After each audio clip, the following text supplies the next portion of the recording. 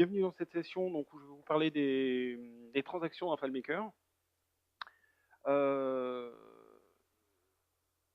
D'abord un petit sondage à main levée. Qui travaille en réseau sur sa base FileMaker? À plusieurs. Voilà, pas mal de monde.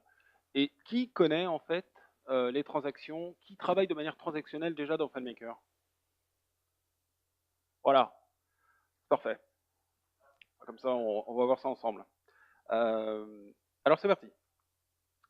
Donc, je vais commencer par me présenter. Donc, je m'appelle Sébastien Sanjean. J'ai un petit peu d'expérience dans le développement FileMaker. J'ai commencé à travailler avec FileMaker dans le monde du séjour linguistique, donc où j'étais développeur en entreprise. Ensuite, donc, j'ai intégré une SS2I parisienne qui m'a permis de travailler donc pour plusieurs secteurs d'activité, pour finalement, fin 2010, me mettre à mon compte et devenir développeur indépendant, d'où la création d'FM Data. Bien. Et bien évidemment, j'ai obtenu la dernière certification en vigueur. L'agenda de la session. On va d'abord faire une définition en fait de qu'est-ce qu'une transaction, bien évidemment au sens informatique du terme. Pourquoi vouloir utiliser des transactions dans FileMaker? Quelle est l'utilité de travailler de manière transactionnelle? Comment on va pouvoir réaliser ceci dans FileMaker? Et enfin, je vais vous faire 3 démonstrations que j'ai catégorisées en 3 niveaux. Le niveau basique, avancé et expert. On verra ça un peu plus en détail dans la démonstration. Alors, premièrement, la définition. Alors, c'est quelque chose que j'ai repris de Wikipédia, que j'ai un petit peu retravaillé, parce que c'est pas forcément très clair dès le départ. Donc, si vous voulez, on va le voir ensemble. Donc, en informatique et plus particulièrement dans les bases de données, une transaction, telle qu'une réservation, un achat ou un paiement, est mise en œuvre via une suite d'opérations qui font passer la base de données d'un état A antérieur à la transaction à un état B postérieur, avec des mécanismes permettant d'obtenir que cette suite soit à la fois atomique, cohérente, isolée et durable. Ok? C'est clair? Alors, on va voir les 4 derniers termes. Atomique, en fait, c'est la suite d'opérations est indivisible. Okay, en cas d'échec, en cours d'une des opérations, la suite d'opérations doit être complètement annulée, quel que soit le nombre d'opérations déjà réussies. Cohérente, le contenu de la base de données, à la fin de la transaction, doit être cohérent, sans pour autant que chaque opération, durant la transaction, donne un contenu cohérent. Un contenu final incohérent doit entraîner l'échec et l'annulation de toute opération de la transaction. Isolé, lorsque deux transactions A et B sont exécutées en même temps, les modifications effectuées par A ne sont ni visibles par B, ni modifiables par B, tant que la transaction A n'est pas terminée et validée. Et enfin, durable, une fois validé, l'état de la base de données doit être permanent. Et aucun incident technique, exemple crash, ne doit pouvoir engendrer une annulation des opérations effectuées durant la transaction. Ok. Donc voilà pour la définition. Alors pourquoi? Tout simplement, avec FileMaker, malheureusement, il peut arriver que les choses tournent mal. Alors je m'en explique. La première chose qui peut arriver, tout simplement qu'on connaît tous, c'est qu'un utilisateur peut avoir verrouillé votre enregistrement que vous essayez de modifier, la fameuse erreur 301. Le deuxième cas, il n'y a aucune garantie que votre script que vous avez déclenché se terminera correctement. Surtout particulièrement, pour donner un exemple, sur FileMaker Go, avec l'utilisateur qui peut cliquer sur le Home button, ou alors recevoir un appel, et dans ce cas-là, votre script ne sera pas exécuté jusqu'à la fin. Au niveau du web direct, on ne peut pas empêcher l'utilisateur de faire, par exemple, un pommer sur un traitement qui pourrait être potentiellement un petit peu long. S'il décide, pour une raison X ou Y, de rafraîchir, votre script sera terminé. Okay, et s'il ferme sur l'onglet de sa session, le script qui est potentiellement en cours sera en fait annulé. Et donc on se retrouve avec un résultat partiel. Et enfin, voilà, la liste est non exhaustive. C'est quelques exemples que je vous montre du pourquoi, en fait, il est bien de travailler de manière transactionnelle. Bien. Alors, comment on va pouvoir travailler de manière transactionnelle dans FileMaker? À proprement parler, il est dit que FileMaker n'est pas un système de base de données transactionnel. Et c'est un peu une réponse de Normand que je vais faire, c'est oui et non, effectivement, mais comme toujours, il y a une petite astuce que l'on va voir ensemble. Alors déjà, le premier point qu'il va falloir faire, c'est il va falloir faire une unique validation. Okay, il va falloir apprendre à FileMaker, effectivement, à valider les modifications en une seule fois. L'autre chose, au niveau de la transaction, soit ça passe, soit ça casse. Okay, quand on travaille de manière transactionnelle, soit il ne se passe rien, soit 100% des modifications sont validées. Okay, et pourquoi c'est une bonne chose? Tout simplement parce que l'état A antérieur à la transaction est connu, et l'état B, si toutes les modifications sont correctes et ne génèrent pas d'erreur, bah c'est parfait, on a 100% des modifications qui sont faites. Okay, l'état intermédiaire est en fait pas possible. Pourquoi? Parce qu'il est très difficile, voire impossible, à déterminer. Okay, sur un traitement qui peut être relativement long, par exemple sur de la synchronisation, comme vous a montré précédemment David Julot avec le produit FM EasySync, qui est transactionnel. Fort heureusement, sur la synchronisation, c'est primordial. Okay, on ne va pas s'amuser à savoir, bah voilà, mon script il était à tant de pourcents d'exécution, où est-ce que j'ai des données qui sont bonnes et où est-ce que il me manque des données. Tout est lié. Effectivement, il est important à noter que les enregistrements liés en fait sont validés avec l'enregistrement parent. C'est-à-dire que quand on a une structure avec un lien de 1 à n, quand on fait des modifications sur les enregistrements liés, en fait, toutes les modifications vont être validées avec l'enregistrement parent. Okay, et de fait, c'est une seule validation. Troisième point, on va utiliser en fait rétablir enregistrement requête si à la fin on va générer une erreur. Et l'avantage que ça va nous fournir, c'est qu'on peut rétablir les enregistrements liés ainsi que l'enregistrement parent. Ok? Bien. Alors pour faire un récapitulatif en fait de comment on peut travailler de manière transactionnelle, on va effectuer toutes les modifications au travers d'un lien. S'il n'y a pas d'erreur, on va valider l'enregistrement parent. Si la validation réussit, toutes les modifications seront prises en compte. Et s'il y a une erreur, bah dans ce cas-là, on fait rétablir enregistrement requête et toutes les modifications seront annulées. Alors, je vais vous faire une petite démonstration des trois techniques. Donc, on a une petite... Ah oui, super. Voilà. Parfait. Donc, petite base donc, que j'ai développée pour l'occasion. Donc, très simple. Je vais vous la présenter. Donc, on a en fait sur cette base de données, c'est une base de données donc, qui a vécu, voilà, on a 20 000 enregistrements. Ce sont en fait des commandes, ok, ni plus ni moins. On a donc une adresse de facturation, une adresse de livraison, un nom de société, des lignes de produits avec une référence de produit, une désignation du produit, une quantité qu'on a vendue, un montant et un total. Voilà, rien de bien exceptionnel là-dedans. On a aussi, ce qui est important de noter, un état en fait. Est-ce que la commande est validée? Donc on a tous les items qui ont été totalement transférés, ou alors l'état de la commande peut être en fait ouverte et les éléments sont en cours de transition, ok, on n'a pas tout totalement vendu. Bien. Alors, l'avantage de ça, c'est qu'on a un petit rapport des ventes, mais on a un petit souci.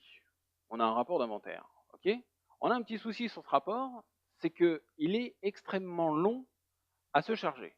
Et quand on essaye de naviguer dans le rapport, là j'essaye de scroller en bas, on voit en fait que c'est très saccadé et qu'on a la petite beach ball en fait qui va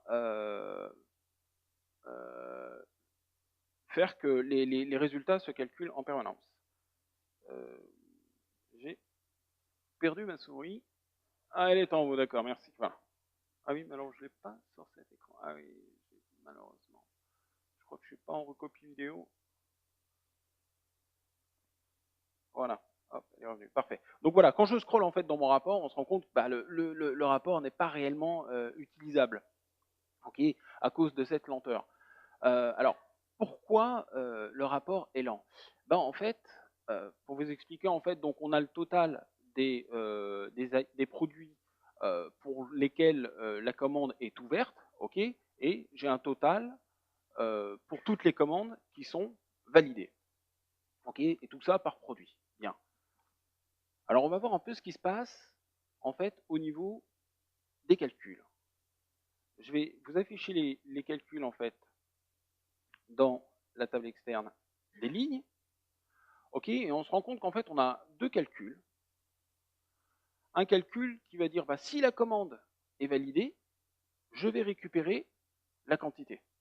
Ok, donc, si je modifie mon état de commande, si la commande est ouverte, on voit que les calculs se sont actualisés, et donc, de fait, la quantité est passée dans l'autre calcul. Et il y a une somme de cette quantité qui est faite. Donc, en fait, il y a beaucoup de cheminement qui est fait. Je vais vous montrer les calculs directement dans la table des lignes. Et en fait, voilà le calcul qui est fait, qui est relativement simple. Si mon état de ma commande est ouverte, dans ce cas-là, je mets la quantité, sinon, je mets rien. Ok, ça c'est pour le calcul des quantités ouvertes. Et pour les quantités qui sont validées, c'est tout simplement l'inverse. Est-ce que l'état de ma commande est validé? Dans ce cas-là, j'affiche les quantités. Bien. Le problème de ça, c'est qu'ensuite, je fais un total sur les produits. Et là-dessus, en fait, donc ici, avec mon lien, je fais la somme. Non, j'ai un petit souci. Je double-clique dessus. D'accord, voilà. Je double-clique dessus et donc mon calcul s'ouvre et je fais la somme en fait de ce calcul-là. Donc en fait, FileMaker a énormément de process à effectuer pour pouvoir m'afficher mon rapport correctement. Alors, pour ce faire, en fait, je vais devoir modifier les choses et je vais devoir tout simplement afficher l'état de ma commande sur chacune de mes lignes de commande. OK? Pour rendre le calcul beaucoup plus rapide. Donc finalement, quand l'état de ma commande est ouverte, je vais déposer la valeur sur chacune de mes lignes, comme quoi la commande est ouverte. Et ça m'évitera d'aller calculer et depuis la ligne d'aller voir quel est le statut de ma commande. Okay, ce qui va accélérer considérablement les choses. Bien. Mais il va y avoir un petit souci. On va voir, j'ai un petit script, donc qui va modifier ça. Alors on va le passer au debugger. J'ai un petit script, ok, que je vais vous dérouler. La première étape, on va récupérer les paramètres du script. Je récupère mon état. Je vais vous afficher aussi le data viewer. Voilà, le visualiseur de données. Donc j'ai bien mon état validé. OK. Je définis ma rubrique avec mon état. Je valide. J'active les enregistrements liés. Et ensuite, je fais un remplacer contenu rubrique avec l'état que j'ai récupéré dans ma variable. En fait, le process se déroule plutôt bien. Oui, mais si jamais, pour une raison X ou Y, je vais afficher une nouvelle fenêtre. Je vais modifier l'enregistrement numéro 3. Je vais mettre que j'en ai vendu 9. Et je vais laisser l'enregistrement ouvert. D'ailleurs, à ce propos, combien d'enregistrements sont ouverts à ce stade-là lorsque j'ai modifié ma quantité? 2, effectivement. J'ai l'enregistrement où j'ai fait la modification sur ma ligne, mais j'ai aussi bloqué l'enregistrement par an. Alors on va voir ce qui se passe quand j'essaye de modifier mon état. J'ai l'état de ma commande qui est validé, je vais modifier l'état. OK.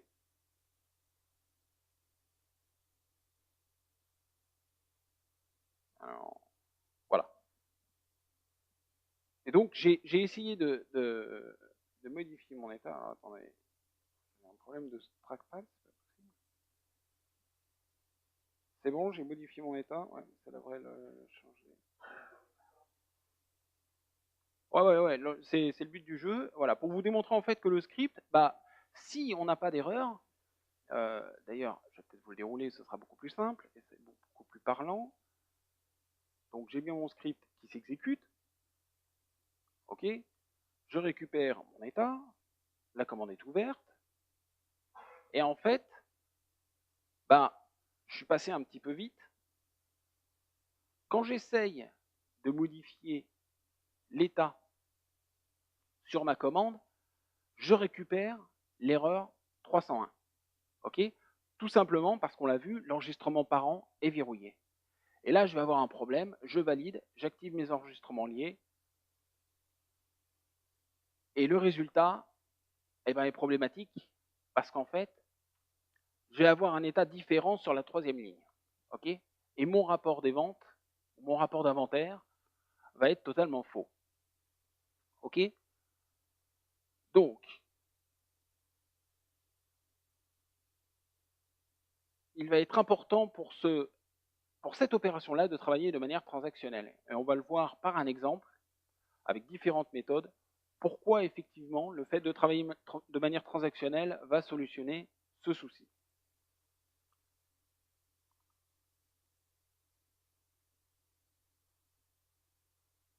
Alors, je vais d'abord commencer par la méthode basique. Donc, je récupère toujours la même opération. Je récupère l'état de ma commande.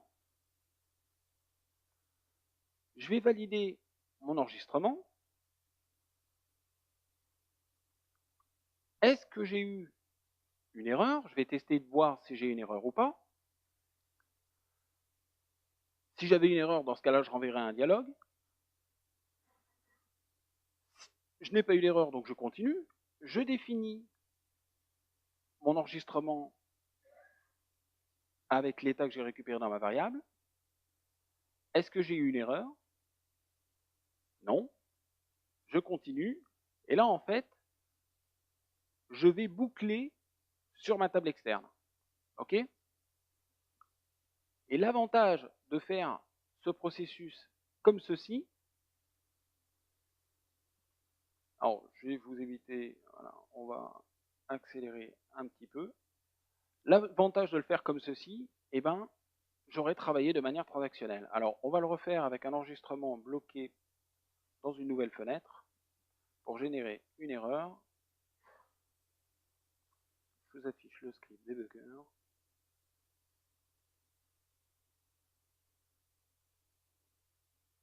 Donc ici,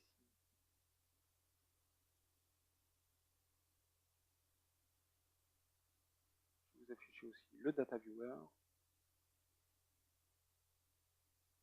En fait, donc j'ai bien récupéré une erreur, un dialogue s'affiche et me renvoie en fait une erreur s'est produite lors de la modification de l'état.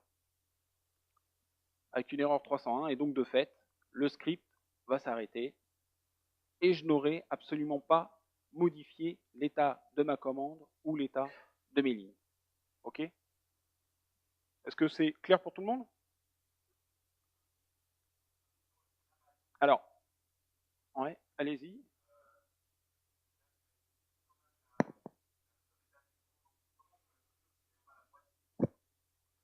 Alors en fait, j'ai pas pu, comme l'enregistrement parent est bloqué, la ligne, la troisième ligne en fait est bloquée, mais j'ai l'enregistrement parent aussi qui est bloqué.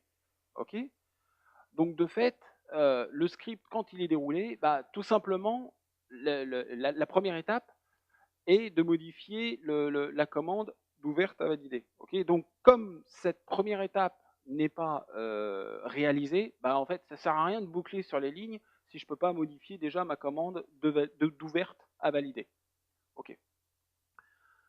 Alors on va voir les différentes méthodes. Donc là, on a vu en fait qu'on modifiait l'enregistrement parent initialement, et ensuite on modifiait toutes les lignes via la table externe. Alors il y a différentes méthodes. Cette méthode est bien, mais en fait on nécessite d'utiliser en fait le modèle tel qu'il est défini.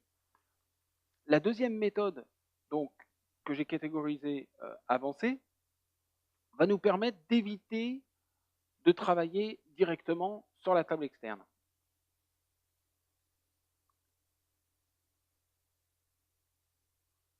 Alors, je vais continuer à bloquer l'enregistrement. On va passer au script debugger, la méthode avancée. Je vais afficher le data viewer.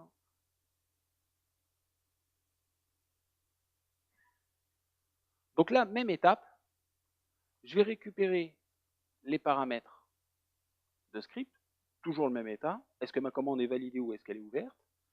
Je vais définir dans une variable, je vais récupérer tous mes identifiants de mes lignes via une liste et je récupère l'identifiant de chacune de mes lignes qu'on voit ici. Ok, donc j'ai construit une ligne des identifiants de mes lignes de ma commande. Je fais une validation. Est-ce que la validation fonctionne? Oui. Très bien. Je continue. Je définis ma rubrique état avec l'état que j'ai récupéré dans ma variable. Et là, j'ai obtenu en fait une erreur. Donc je ne vais pas pouvoir continuer. Donc je vais renvoyer un dialogue comme quoi la modification ne peut pas s'effectuer. Alors, en fait, pour être plus précis, la modification en fait dans la méthode avancée, on va utiliser, je vais peut-être vous montrer dans le graphe des liens. En fait, la première méthode, finalement, on a les commandes, on a les lignes, on affiche donc les lignes via la table externe. La deuxième méthode, en fait, va utiliser une globale où on va, en fait, dans le script, charger à chaque fois l'identifiant dans la globale, ok, pour pouvoir modifier chaque enregistrement un à un, plutôt que d'utiliser la table externe. Parce qu'on pourrait avoir sur le modèle, finalement, plusieurs tables externes, et ça deviendrait compliqué de boucler sur la bonne table externe.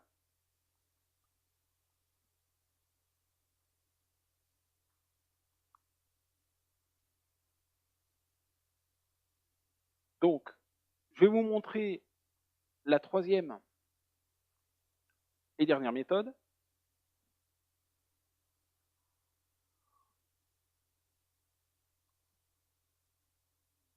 Alors, je vais toujours verrouiller l'enregistrement.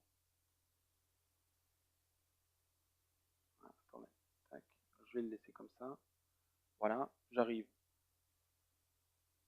sur cette méthode-ci. Je vais ouvrir le debugger, le visualiseur des données. Je vais déclencher.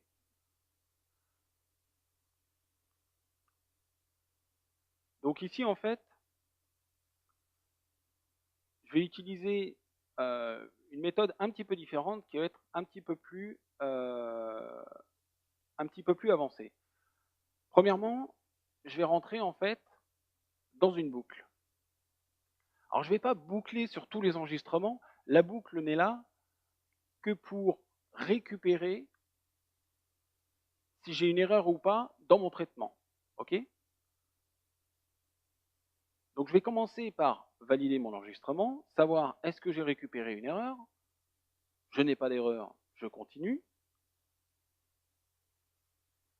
Je vais récupérer l'identifiant de ma commande. Je vais récupérer l'identifiant de toutes mes lignes. Et là, en fait, je vais changer de modèle.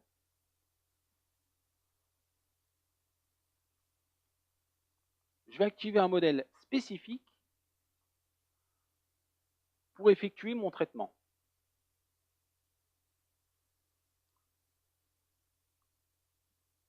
Est-ce que j'ai eu une erreur? Non, je n'ai pas eu d'erreur. Donc je vais ajouter un nouvel enregistrement dans cette table.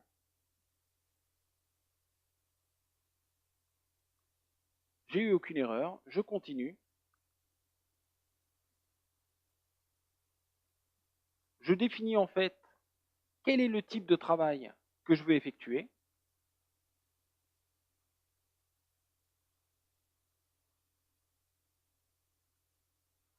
je valide ma saisie, et à partir de là,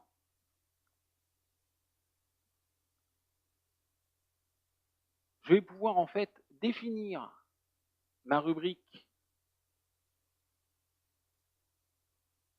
d'identifiant de commande avec mon idée de commande que j'ai récupérée plus haut, pour modifier en fait l'état de ma commande. Et à ce moment-là, j'ai récupéré une erreur. Je vais définir une variable pour loguer en fait quelle a été l'action qui a été menée. Et derrière, puisque j'ai récupéré une erreur, je vais sortir de ma boucle. Et le fait ensuite d'avoir récupéré une erreur, à ce moment-là, bien évidemment, je vais renvoyer un dialogue et je vais rétablir les enregistrements.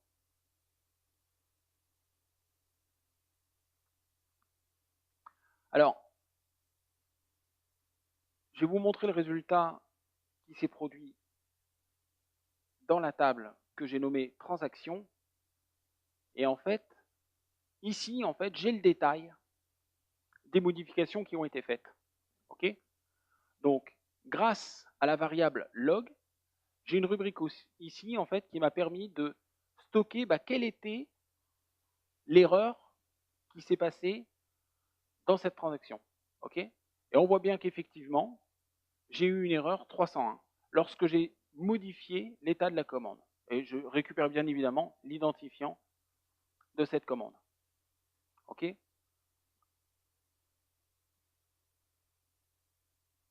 Donc, si tout se passe bien, et si j'utilise la méthode, la dernière méthode, ma commande est bien validée, tous mes enregistrements sont validés, et j'ai bien dans ma table transaction, voilà, j'ai un nouvel enregistrement qui s'est créé, et en fait dans mon log, on s'aperçoit que j'ai eu absolument aucune erreur. Tout est à zéro, j'ai pu modifier la commande, OK, et modifier l'état de toutes mes lignes. Et l'avantage que ça me donne, en fait, c'est qu'ensuite, je suis capable d'afficher un rapport d'inventaire qui fonctionne beaucoup mieux. Le fait, en fait, je vais vous afficher les calculs qui sont affichés ici, qui sont bien évidemment différents des premiers que je vous ai montrés, à savoir, sur le modèle, en fait, des produits, j'ai un lien avec une constante qui est égale à ouverte, et en fait, grâce à ce lien, je sais exactement quelles sont les lignes dont la quantité, okay, dont l'état est ouverte, et quelles sont les lignes avec la commande dont l'état est validé. Et grâce à ces deux liens, en fait, je suis capable d'afficher exactement le même data, sauf que là, c'est beaucoup plus rapide. On peut s'en rendre compte.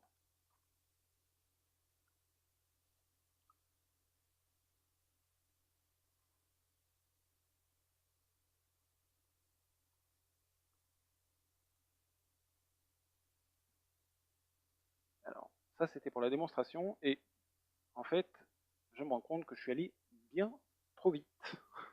J'espère que vous avez des questions. Oui, alors, demandez bien le micro pour les questions parce qu'on enregistre. Oui, hein, merci beaucoup. Là, moi, j'avoue que les deux premières étapes m'ont pas posé de problème de compréhension, mais j'avoue Ouais. que la dernière, j'ai bien compris qu'on avait un log qui était la différence principale. Euh, Ce que je me suis demandé, c'est, il me semble qu'on a pas mal mis le focus sur le début du script qui essaye d'écrire dans la table parente. Mais j'imagine qu'évidemment, dans la vraie vie, c'est aussi possible que, par exemple, comment dire, que l'enregistrement parent, lui, soit bel et bien disponible Oui, et ouvert de notre côté à nous, enfin du oui, script qui s'exécute, oui, et que d'aventure, ce soit juste une ligne Ah, qui soit effectivement ouverte. Et je pense que c'est la suite de ton script qui le alors, démontre, mais on l'a pas trop bien vu ça. ouais. Alors, excusez-moi pour l'exemple qui n'était pas forcément. Alors, je vais vous montrer, Si. puisqu'on a le temps de faire d'autres démonstrations, je vais vous montrer en fait le cas où effectivement, d'un premier abord, l'enregistrement est bloqué, donc on arrête le processus. Très bien. Alors, on va aller dans la table des lignes. Alors, préalablement, il va falloir que je sache quelle ligne exactement. Alors, on va faire ça rapidement. On va chercher la troisième ligne. Je valide, voilà. Je vais dans ma table des lignes. Tout ça pour trouver en fait le bon enregistrement pour que je puisse avoir une erreur. Donc, je cherche ma ligne. Voilà. Donc, j'ai trouvé en fait la ligne, la troisième ligne. OK. Et en fait, sur cette ligne, je vais modifier la quantité. OK. J'ai donc verrouillé cet enregistrement. Je reviens sur ma première fenêtre. Et on va faire la méthode expert. Je vais vous afficher le script debugger. Je vais vous afficher le visualiseur de données. On va faire tourner le processus. Donc, ma commande était donc validée. Donc, l'état qu'on voudrait changer, donc de valider, elle va passer à ouverte. OK. Je rentre dans ma boucle. Je valide mon enregistrement. Est-ce que j'ai vu une erreur? J'ai pas eu d'erreur. Parfait. Je continue. Je récupère l'identifiant de ma commande. Je récupère l'identifiant de toutes mes lignes. J'active mon modèle qui va me servir en fait à gérer la transaction. Est-ce que j'ai une erreur? J'ai pas eu d'erreur. Je continue. J'ajoute un nouvel enregistrement. Est-ce que j'ai une erreur? J'ai pas eu d'erreur. Je continue mon processus. Je définis donc le type de transaction. Je n'ai pas eu d'erreur. Je continue. Et je valide l'enregistrement. Et en fait, à partir de là, ma transaction va commencer. À partir de la dernière validation. OK. Donc je définis la rubrique UUID commande avec l'identifiant de commande que j'ai récupéré. J'essaye de modifier son état.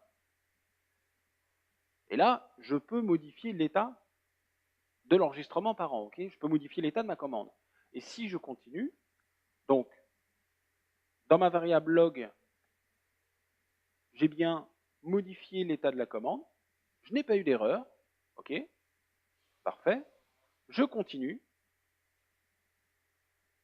Je définis quel est le nombre de lignes pour lequel je dois faire un traitement. J'ai exactement 8 lignes. OK, parfait. Commençons par la première. Je définis la rubrique UUID ligne avec l'identifiant de ma première ligne. Est-ce que je peux modifier son état? Absolument. Je n'ai pas d'erreur. Je modifie l'état de ma deuxième ligne de commande. Et on va arriver, voilà, je suis passé encore un petit peu trop vite. Mais effectivement, de toute façon, on verra ça dans le log. J'ai eu une erreur. Je sors de ma boucle. J'affiche une boîte de dialogue. OK. Je rétablis l'enregistrement. Et ensuite, alors la dernière étape, en fait, je récupère les identifiants de lignes que j'avais récupérés, je les dépose sur ma table. Ça me permet de savoir en fait quel était le traitement apporté sur quelle ligne, en fait, ni plus ni moins. Et je définis ma rubrique log avec le log que j'ai eu dans ma variable. Et ensuite, j'active le modèle en fait d'origine. Et si on va voir le résultat que l'on a obtenu dans la table transaction, donc j'ai un dixième enregistrement, j'ai bien mon état. Qu'est-ce que j'ai essayé de faire? J'ai essayé de définir l'état de commande ainsi que sur les lignes. OK, parfait. Effectivement, j'ai un traitement qui s'est effectué correctement sur les trois premières phases, mais la quatrième phase, effectivement, j'ai essayé de modifier l'état de la ligne dont le UUID était ça, ok, et j'ai bien eu l'erreur 301. Ok. Alors, potentiellement dans mon script, je dois avoir un petit souci puisque je ne récupère pas l'identifiant de la commande, mais j'ai bien récupéré l'identifiant de toutes mes lignes. Ok? Donc voilà en fait. Comment ça se passe? Très bien. Est-ce que éventuellement il y a d'autres questions? Oui. Alors, le micro. Oui, jusqu'à quel niveau vous êtes allé pour enfant, deux enfants, deux enfants? Combien de...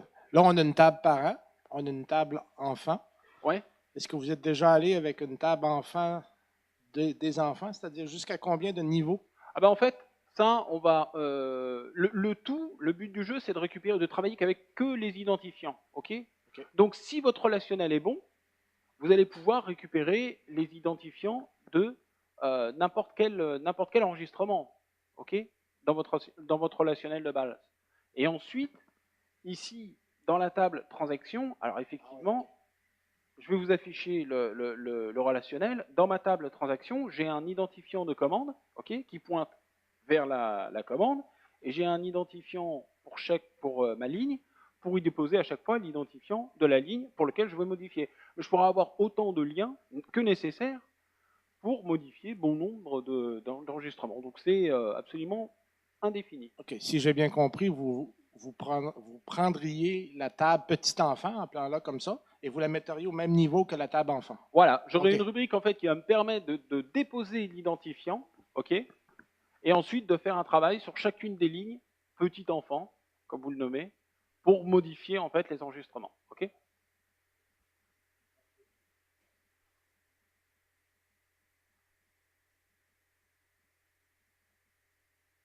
D'autres questions? Alors, avec le micro, s'il vous plaît. Pardon, est-ce que ça, par l'expérience de cette dernière méthode, est-ce que ça marcherait avec juste une seule rubrique identifiant du côté de la table transaction pour toutes les tables ou c'est... Alors, ça marcherait. On est d'accord? Parce que je me Ça dis s'il y a 50 marcherait. tables... Alors attention, ça nécessite. Bon, là, on travaille avec des UUID, donc dans ce cas-là, effectivement, on pourra avoir une seule rubrique, Ok, ok, qui pointerait vers les différentes occurrences, et on pourrait aller tabler sur les différents enfants et petits-enfants, etc., etc., dans toute la hiérarchie. Effectivement, ça marcherait. Dans le cas où on aurait des identifiants en fait incrémentales, donc ouais. de 1, 2, 3, 4, 5, là, ça va potentiellement. Mais quelque part, ton script, Ouais, il attaque toujours une occurrence à la fois. Ouais, potentiellement, ça. Enfin, ouais. Ok, Ça c'était juste une simple marcherait. question. Ouais, effectivement, ça marcherait. Moi, je le ferais plutôt avec. Voilà. Ok, Ça me permet, qui plus est, à la fin, d'afficher en fait l'identifiant, quelle est la commande que ouais, j'ai modifiée, ainsi que les enfants, ok, avec les différentes tables externes. ok, Parce que là, en fait, on a vu qu'on modifiait les enregistrements, ok, mais on peut très bien ajouter des enregistrements si ouais. notre lien nous le permet, Mhm. ok, ainsi que supprimer des enregistrements. Et pour la suppression, en fait, on va nécessiter d'avoir une table externe pour supprimer l'enregistrement de manière transactionnelle. Okay, D'accord, parce que si on le faisait avec supprimer enregistrement requête, bien sûr. bah, ça nous validerait automatiquement en fait la suppression et on ne pourrait pas revenir en arrière. Donc la conclusion aussi là qui est intéressante, c'est que pour la suppression transactionnelle, là, ça prend une table externe, ça c'est sûr. C'est effectivement Ouais. absolument nécessaire. Qu'on pourrait placer par exemple même facilement en dehors du modèle, du côté... Bah, ce qui serait préférable en fait, c'est d'avoir une table des transactions pour Ouais, c'est vrai. gérer, pour faire votre travail de manière transactionnelle. Un grand merci en tout cas. Bah, c'est moi qui vous remercie. Oui, alors avec le micro.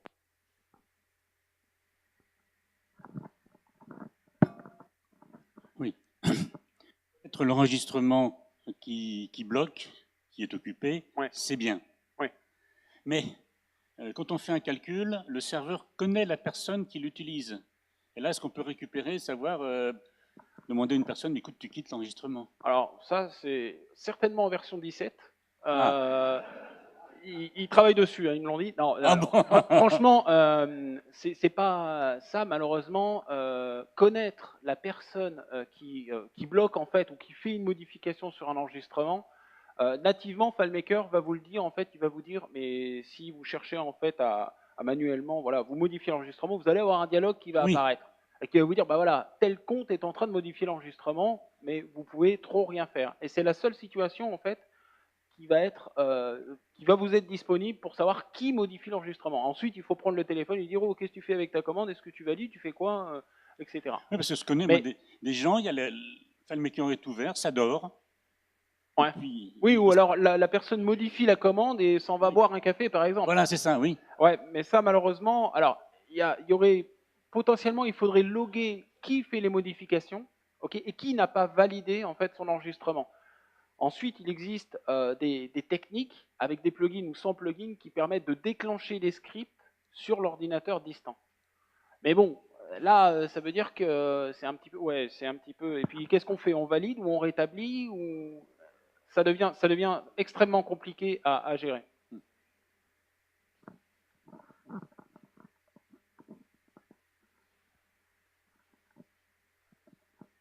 Merci.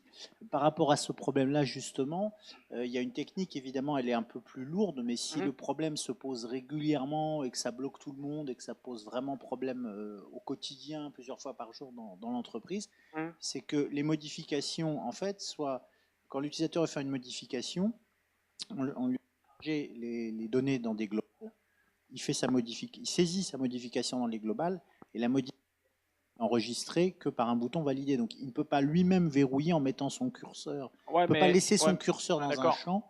D'accord, mais ça ne fait que déplacer le problème. Parce que si on a deux utilisateurs qui veulent modifier un même enregistrement, on prend l'utilisateur A et B, on va charger le contenu dans des globales. Supposons qu'à un instant T, ils valident en même temps, ils peuvent pas. Ouais, mais il n'y a pas, La notion de en même temps sur un réseau. Eh ben, ça, c'est franchement, ça s'est produit. J'ai des clients effectivement qui, dans une clinique, voilà, ils ont des secrétaires qui font énormément de modifications sur un planning, sur énormément de patients. Et le cas s'est produit. Ça m'a semblé complètement ahurissant parce qu'on se dit, ah non, c'est une question de millisecondes, ça peut pas se produire. Là, si, le cas s'est produit. Et travailler de manière transactionnelle fait que ce cas-là, il y en a un qui a raison et un qui a faux, forcément. Donc après, on adapte la situation, mais effectivement, ce cas-là peut se produire. En fait, l'idée que je suggérais, c'était pour éviter que quelqu'un bloque indéfiniment un enregistrement. Ah oui, d'accord. Il l'ouvre, il le modifie, puis après, il part se promener. Quoi. Ouais. Et là, pendant 2 heures, il bloque tout le monde. Quoi. Ouais. Donc ça, avec la globale et le fait de valider, on part ce truc-là. Alors, avec le micro. Tu peux avoir un autre problème qui apparaît dans ton cas, c'est que si tu as un user qui charge ses datas dans une globale et qui va boire son café pendant 2 heures, tu as un autre user qui fait le mec il revient du café, il valide et il a remis les. Effectivement, effectivement. Ouais, ce cas-là. Effectivement, tu déplaces le problème, c'est pas le même. Mais... Ouais. Est-ce que vous avez d'autres questions? Bah écoutez, je vous souhaite une bonne pause café et merci de m'avoir écouté.